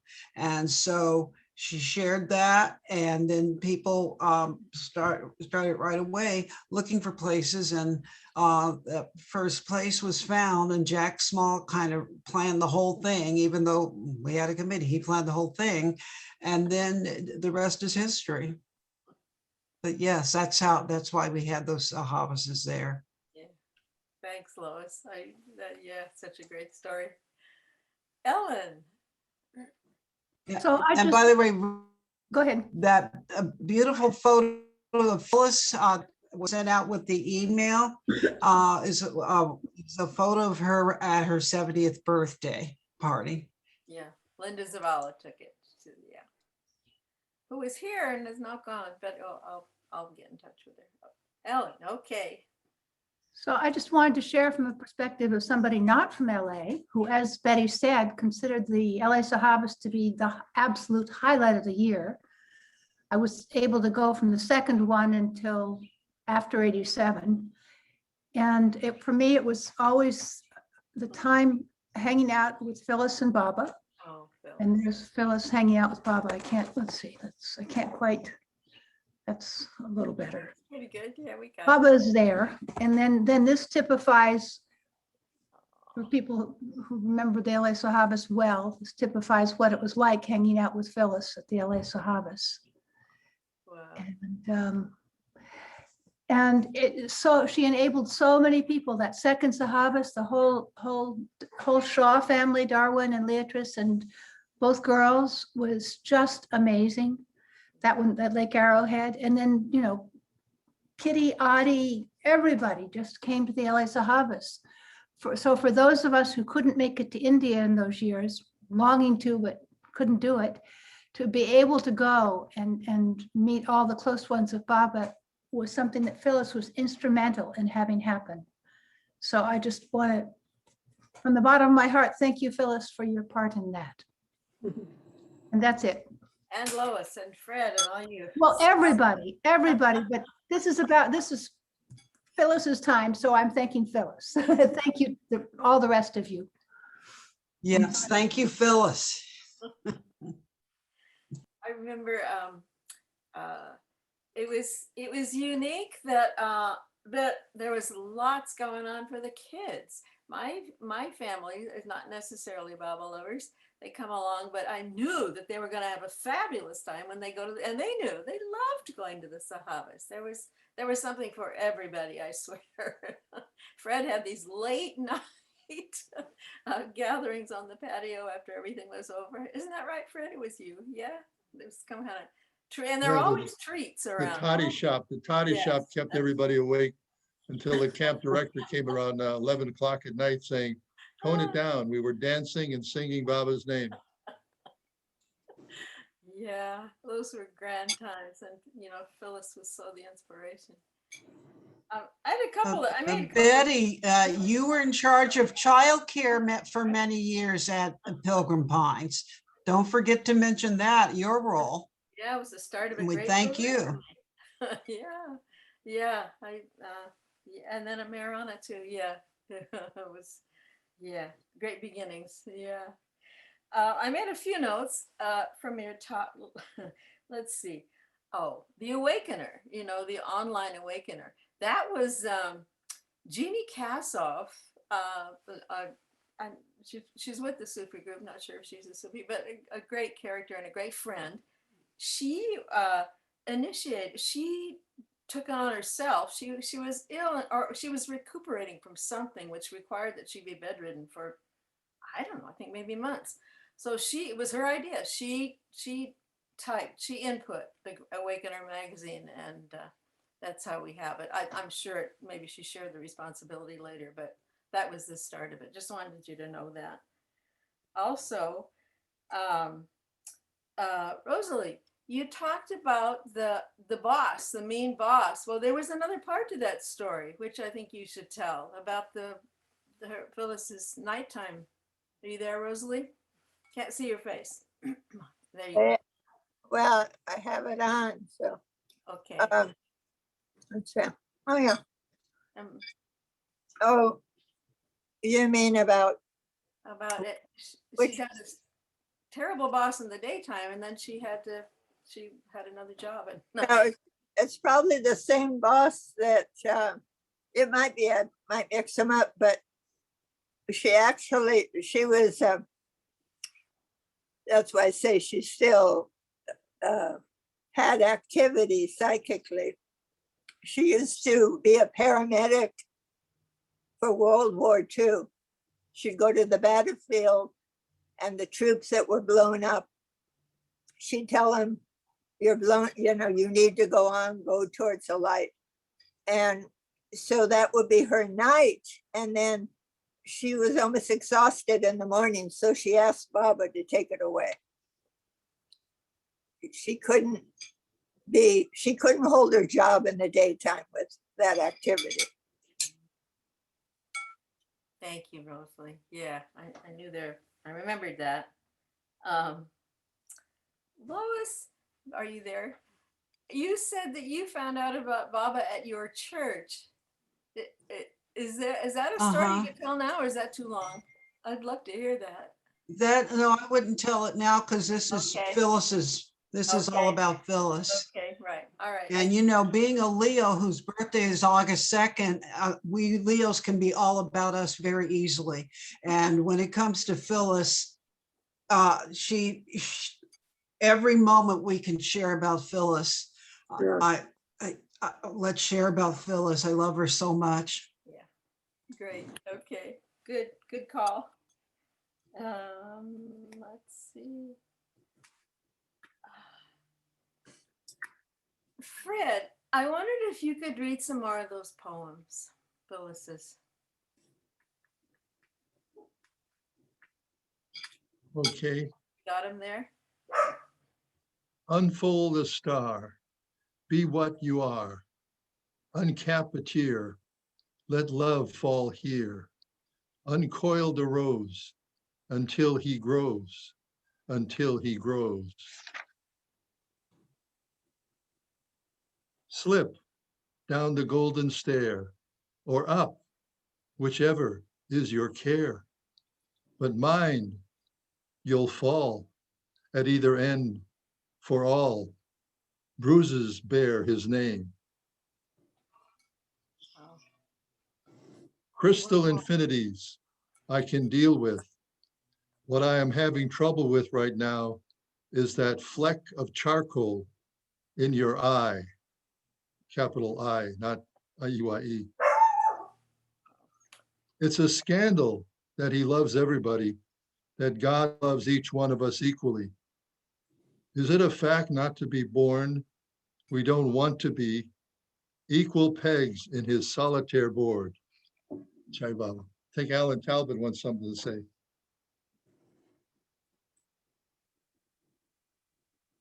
I would never superimpose on Freddie, believe me, but you know, Adele and Phyllis were two peas in a pod, as Baba named them.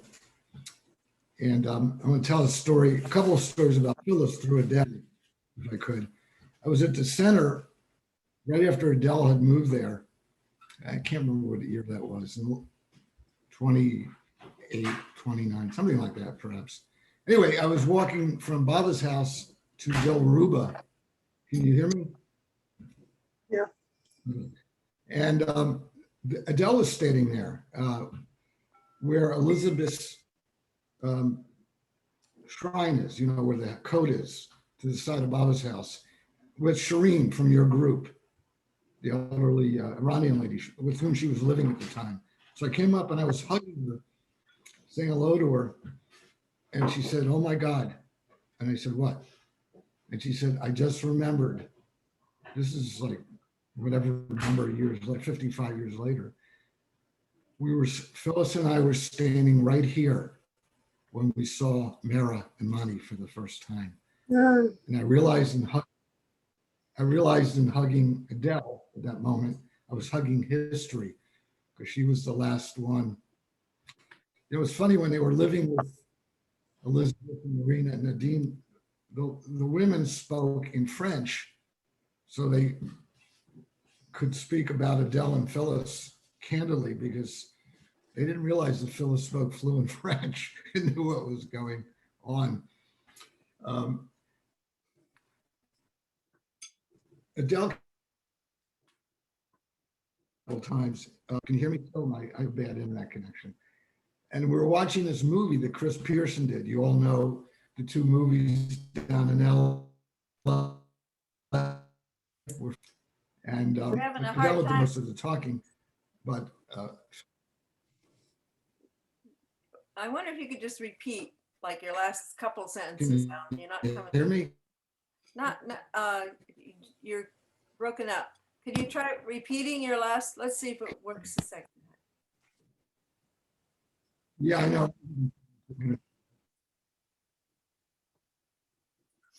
Maybe it's just internet. Bummer. Okay.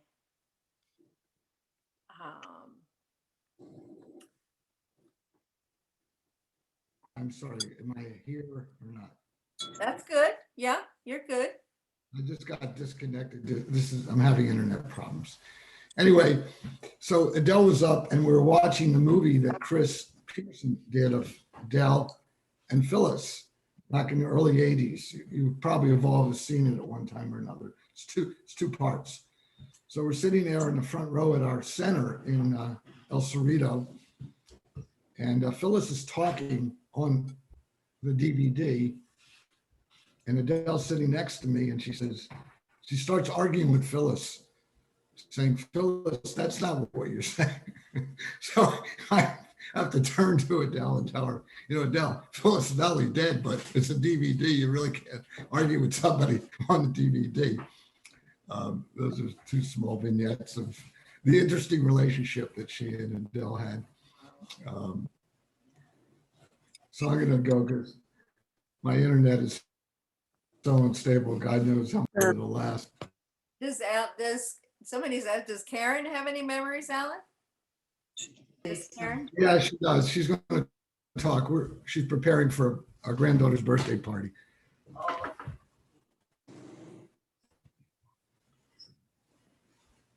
Hey, Baba. We in Northern California always were so excited when Phyllis was coming to visit. And I remember she would always tell stories about her life, Adele, Norina, Nadine. But she'd also talk a little bit about Southern California. And she'd also always let us know that her neighbor or her neighbors called her the mother of the hippies. Because I don't think they could imagine so many young people coming to see her all the time. And The 70th and how our connection was with her. Just here. I was very fortunate. I went down to, and is Charlie still there? Yeah. I went down to Southern California on a flight. I think Ed, Ursula, and Eric were on the flight.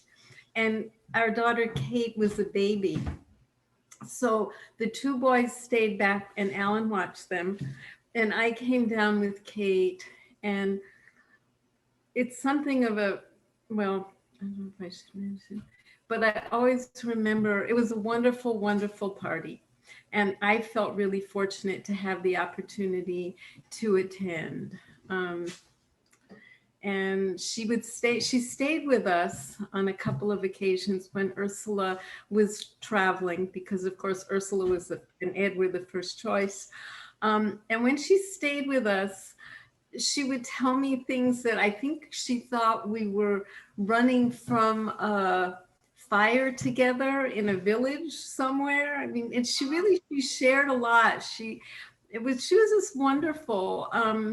I remember calling her on occasion, and I just feel we were so fortunate that by Baba's grace, we had people like Filis and Adele in our neck of the woods, and they gave so much to us in so many ways. So thank you, Betty, and thank you, everybody else. Jai Baba. Thank you, Karen. Can I say one thing? I just want to say one thing if I could. And this has nothing to do with Phyllis, but just to add to the beauty of the wonderful people that we youngins had as role models at the time. You know, like Darwin and Jean, and all the people back east that were mentioned, and Phyllis and Adele out here. But I just want to say in the Bay Area, we had a wonderful role model, extraordinary role model, in Joseph Harb, who probably very few of you, if any of you knew, who was my teacher. And he had lived in India with, you know, in Pune for a couple of years with his wife. So I just want to throw him into the hero mix. You know, he like Phyllis, gave us a lot of Baba's love and Baba's beauty. God love it. God love it, as he would say. So, Alan, can you say his name again? It cut yes, out. Joseph. I am sorry, Joseph Harb, H-A-R-B. Thank you. You see him in all the movies, etc. Maybe Betty knew him. Was he Lebanese? He was definitely. Yeah, he was Lebanese. He had been a Sufi preceptor and then kind of dropped out. A lot of the youngins in the East Bay would go to his house and hang with him. We're not here for Joseph, although he's wonderful, but just to let you know that there's other people too. Thanks, Alan. VJ, I wondered if you have any time with Phyllis. VJ, who knows all the Westerners. Oh, wonderful stories. I couldn't stop sharing some short memories of Phyllis Frederick. I first time met her at center in 1980. She was visiting, and I have a few photographs also. Of course, I am not able to share right now. I think Betty, I sent you something on email. Anyway, forget it. I can send you later. And then I traveled to California also, LA, to see those great Baba women mandali like Phyllis and Jean Adriel and Adele. Yeah. So I had wonderful memories for a week with Phyllis. And really, she was like something like a very loving Baba woman. I can't forget still. Her voice, her voice has certain specialty. It's like a ringing voice, and it's ringing in my ears. And yeah, so beautiful, sweet memories. And I think Charlie is here. So I am thankful to Charlie also that he gave me a chance to share that Baba picture, that glass picture, and he gave me a chance to help him in that. And I am also thankful to his father, Coco, who took me to a big party. So all these sweet memories are with me, and I still cherish those memories. Thank you, Jai Baba. VJ, I don't, if you want to try again, I don't see your email. I can, maybe it'll come. I'll certainly share it. Okay, I will just try. I will close down. I will log out, and then I will send you immediately. Okay, all right. If you can wait. Thank you. Yeah, I can Thank wait. you, Jai Baba. Anybody else? I'm gonna put in the chat. Let me see, I'm losing it now.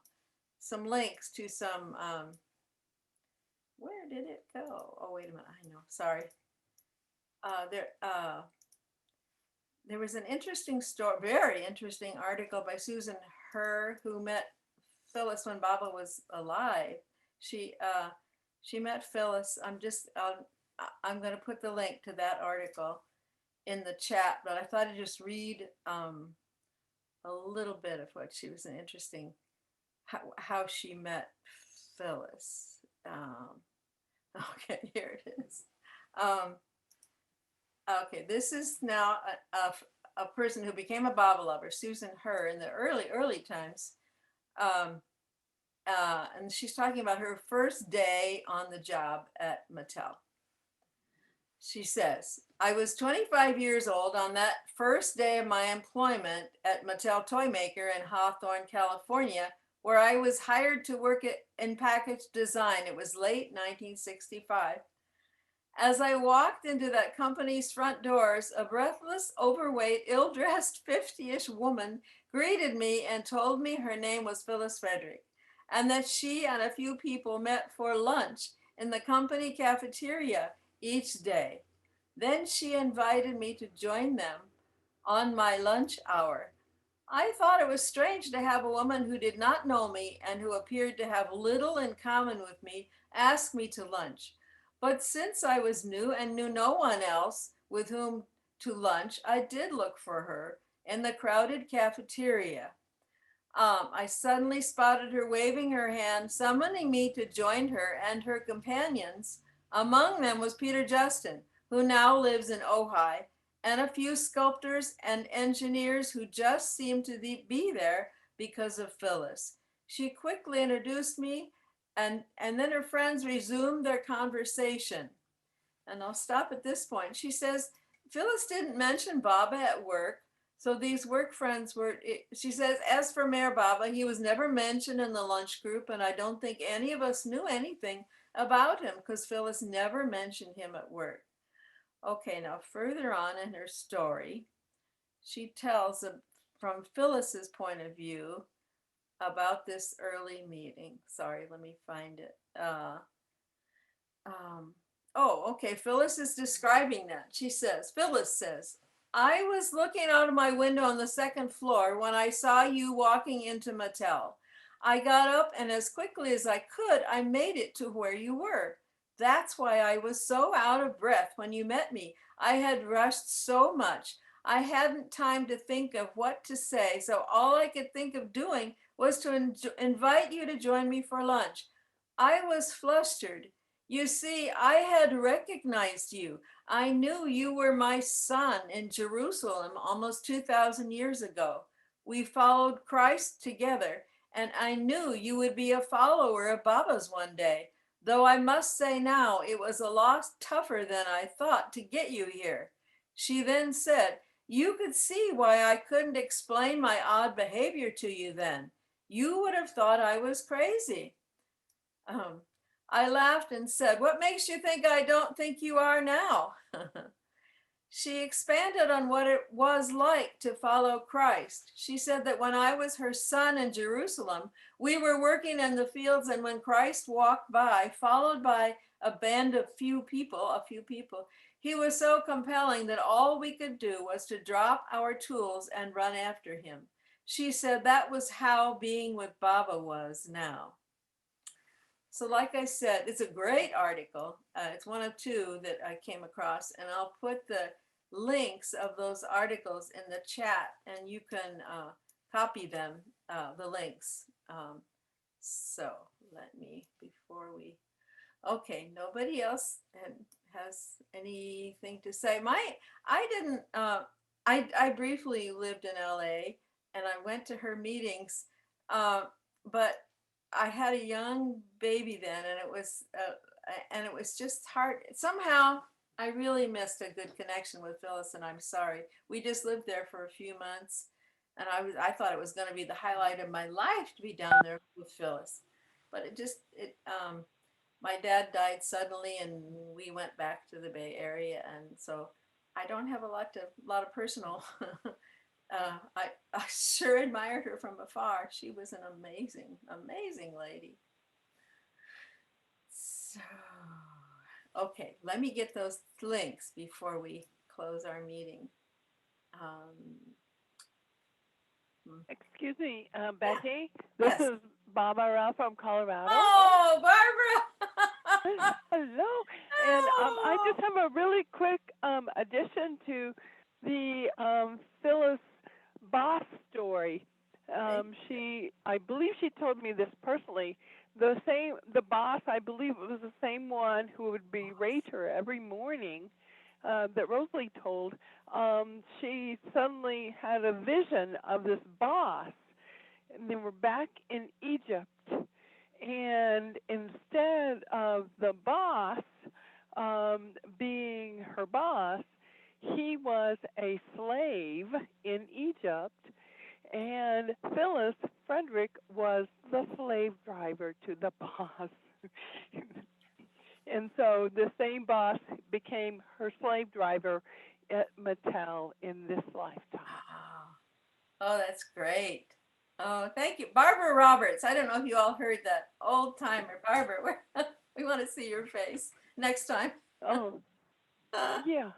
Yeah. And also that Phyllis was always seeing Baba, or let's see, I think it was, she told me the story, the first Sahavas quiet gathering they had, that evening, people paired off, and she wandered off into the woods, feeling a little sorry for herself. She had no human partner.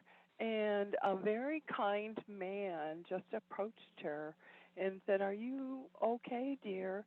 And later she realized that was Baba, just kind of comforting her in a kind of borrowed form. So that's all. What was the setting? I missed it. Where was this? I believe it was the very first pre-Pilgrim Pines Sahavas, and they were up at the cabin, and yeah, and just Phyllis again was feeling sorry for herself a bit that she had no human partner, and Baba kind of appeared to her in a form of a person, kind of naturally, and just comforted her, and then sort of disappeared. Thank you. Well, I think, are we about out of stories? Love the cat, Ellen. Martha. Let's see. Can you unmute yourself, Martha? Let's see. Okay. Can you hear me? Yes. Can we see you, or do you prefer to? I prefer not. Okay, good. That's fine. I was awake really late last night. I couldn't get to sleep, and so I'm still looked like somebody that just woke up. what I want to say, I lived in Santa Barbara, and when I first met Phyllis, and we were on the same trip to the Great Darshan in June of 1969, and she was clearly our mother. I just felt like that vibe around her, that she was taking care of us, or not taking care of us in that sense, but in sort of an inner sense, and of her sort of watching over us young ones. I was 23 at the time or something, and anyway, it was just lovely to spend that time with her, and have her be our mother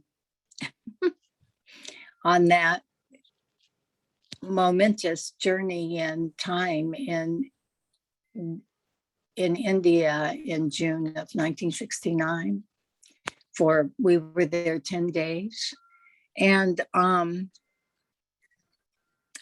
then I have another memory of her, that there was some gathering. It wasn't a meeting at Phyllis's, but it was a gathering, and I was sitting in the front row next to her. I can't remember, it was some auditorium, and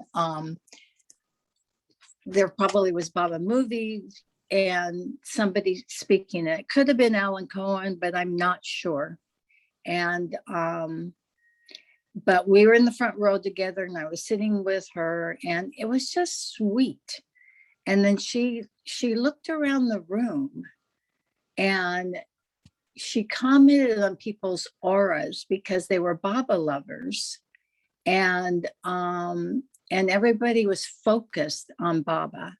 So I can't remember her exact words, but I remember her commenting on the atmosphere in the room because everybody was focused on Baba. And that's it. I just have those two very special times with Phyllis at that particular meeting and in India in 69. Martha, were you part of the Santa Barbara group back then? Yes, I was. Oh. Yes, I was. Well, you were kind of neighbors. She was in LA. Oh yeah, we were. I didn't see her that many times, but I did. They were momentous. And then I moved to the Seattle area at the end of, I think it was 79. So I didn't see her after that. Yeah. Anyway, thank you for letting me share. Jai Baba. Yeah. Thanks to everybody. It's been nice, a bit of walking down memory lane. Just want to shout out to Bing Heckman. I don't know if Bing Heckman has something to say. Hey, Fred. Great to listen in on this tribute, and Betty, hi, great to see you. Yeah. Yeah, I came to Baba in 1972 at the Union Street bookstore in Pasadena, and I've been looking around at various things, Vedanta, Simran Zen Center, the Bodhi Free Bookstore, and this was perhaps the least appealing venue, but the richest treasure to mine. And Phyllis, was a special part of that. And you look at the place, you look at the program, you look at the things that are going on, and the people, and it's quite a mix. And but Phyllis was accepting and embracing of everyone, and that was a very special time back then. But it makes me think that this is a very special time right now. With the people that are here, second generation, whatever it is that we are. This is a very momentous time in the history of things. And I revel in having a front row seat to all that's going on. And it looks pretty mixed, but I'm glad we're all here to maybe help direct the energy a little better. But thank you for having this meeting. Bing, I missed it. Now, are you talking about the Mayor Baba bookstore that was sort of not so? Yeah, a Union Street bookstore. Then they moved to Green Street, and that was a real step up. I mean, the bathroom was separated from the meeting room, which was helpful. But you know, just the facility. You know, Union Street was kind of, you know, sort of a homeless area, and then the Pasadena Redevelopment Agency took all that down and made it Old Town, which is now kind of the high end, or at least a very nice part of Pasadena. And then they got a relocation benefit and found this retail space that I guess had been a bank. Anyway, it was perfect. And then they moved to Santa Monica, you know, a couple of years. I was there from 72 to 77. Okay. Thanks. Oh, BJ's letting me know he sent what he has to share, so I'll look quickly. Anybody here? I'll look. Let me see. BJ is just, I have to say, being in Zoom RT with BJ, he is Mr. International. He knows, he's been to the center, he's the most Western Indian I think I know. BJ Balakars. There he is. His name. His dad was a long time Baba person. But yeah, BJ could have his own. Oh, here he sent pictures of Phyllis. That's what it is. At the center. Okay, let's see. I will share just briefly here. Here we go. Here's one. There. Is this at the center, BJ? Oopsie, sorry. Are you seeing this now? Yeah. It is at the center, Myrtle Beach Center. Okay, and there's one more. All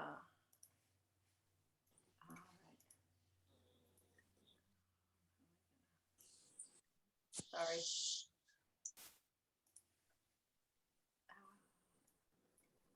Whoop, I'm having trouble getting it.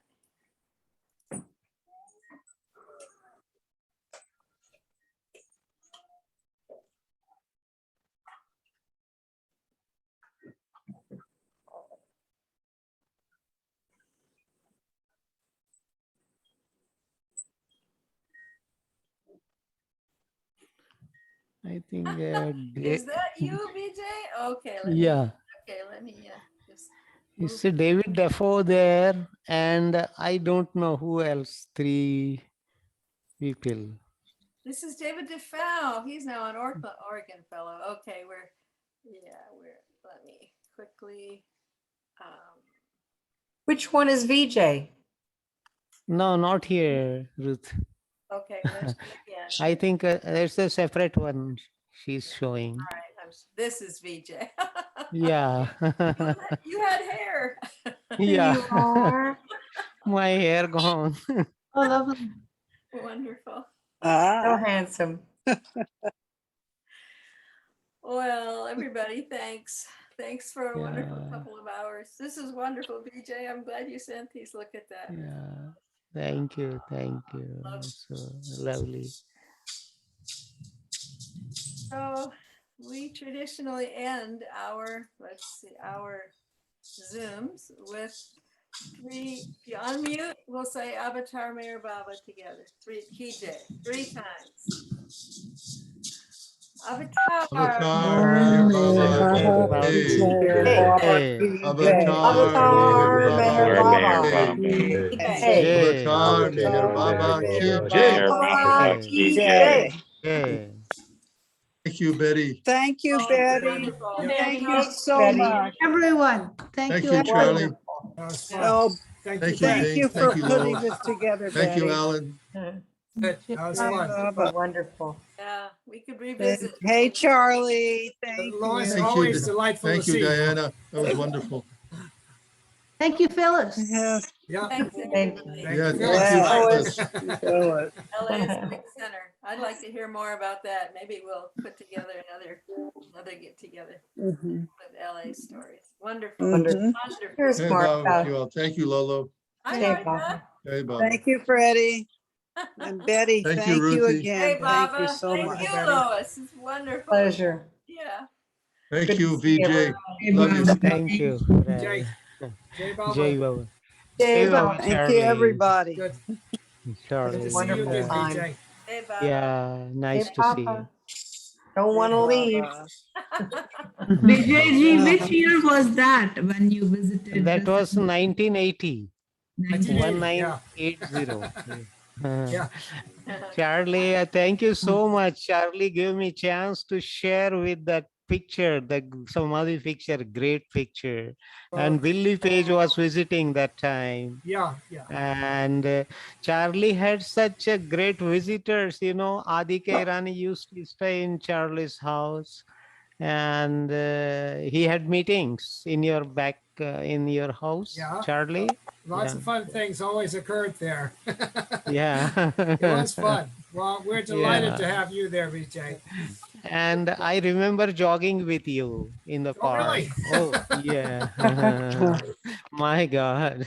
You are a good jogger, Charlie. No longer. Yeah. And your friend, your girlfriend, she eating? took me to the studio. Yeah. That Hollywood studio, that big studio. Yeah. Yeah.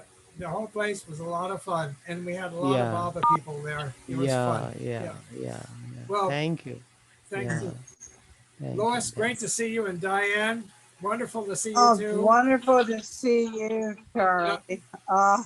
We miss you, our dear brother. Well, I just love these Zoom chats where we can all say hi. It really is fun. Yeah. Yeah, just delightful. Yes. And Betty, Yeah. we owe it all to you, putting all this hours of Wonderful. work and getting it organized. Thank you. Thank you, Betty. It's been really Thank you. fun. And It's been fun to remember LA together. I think so many of us have tender feelings about those times. So Oh, my goodness. Yeah. very special. Yeah. yeah, wonderful. Dinah, you Bet- can hold a different session. Dinah, your presentation was such a wonderful. You can hold the entire session on Phyllis. Yes. No way. It Everybody was has wonderful. so much. Thank you very It much. was wonderful. And Charlie and Diana and Betty, I'm wearing Phyllis's earrings that she wore in a couple of the videos. These are Yeah. Phyllis's earrings. Oh, I'm glad you Oh, found wow. that. Wore them in Oh, and there are a perfect. couple of interviews where you'll see her face. Oh, that's Yes. wonderful. I didn't realize she has Beautiful. a collection of You look fabulous very nice videos. in them. Yeah. You Well, I Thank forgot, you. I forgot, I feel honored. Phyllis went on TV on the Joe Pine Show Yeah. as meeting God in human form. And I don't know what book it was, but he shoved it up into the audience. He was so sarcastic. And he says, "Could this possibly be the face of God?" And he didn't last long after that show. He died pretty shortly after. And actually, Phyllis, she at the time she saw how he was going to die. You know, but at any rate, he in fact, he was cracking like nasty jokes before she came on. Yeah, to get the crowd, you know, in a certain mood. And then, you know, he was just going to have a heyday with her. Yeah.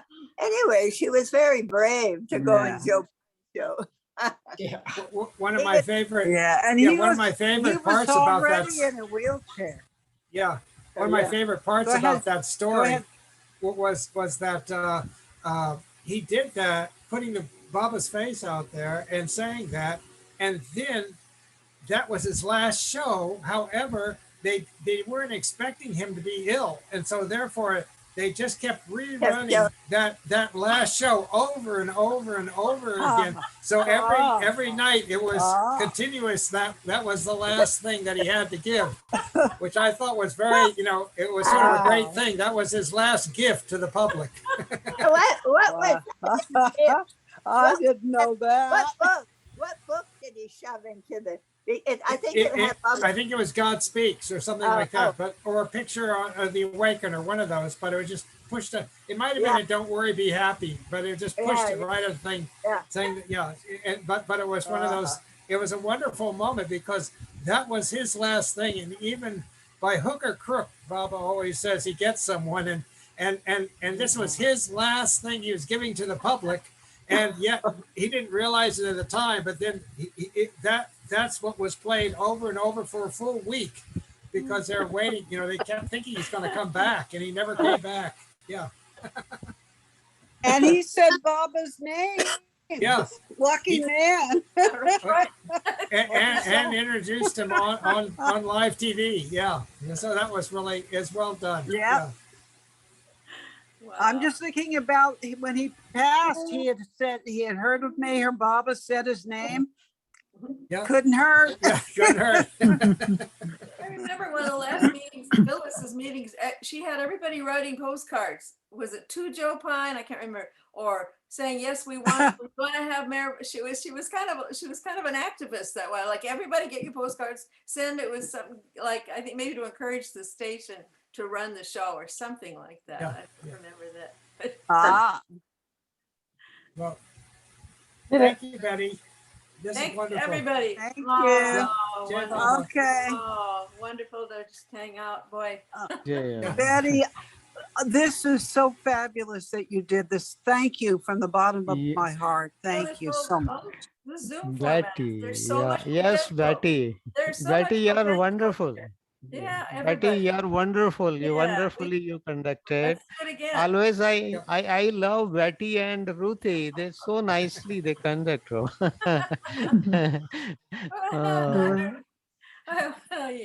there's a lot more potential here. Yeah, a lot of in together. That's what it's about, isn't it? Yeah. Yeah. Yes. Okay. Well, I'm gonna sign off now. Thank you all so much. Thank you, dear Jai Baba. Lois. Yeah, Jai Baba. Thank you, Lois. Jai Baba. Thank you, Jai VJ. Baba. Thank Yeah, you. Well, good to Jai see Baba. you again. Oh Jai yeah, Baba. good to see you, Jai Baba. Rosalie.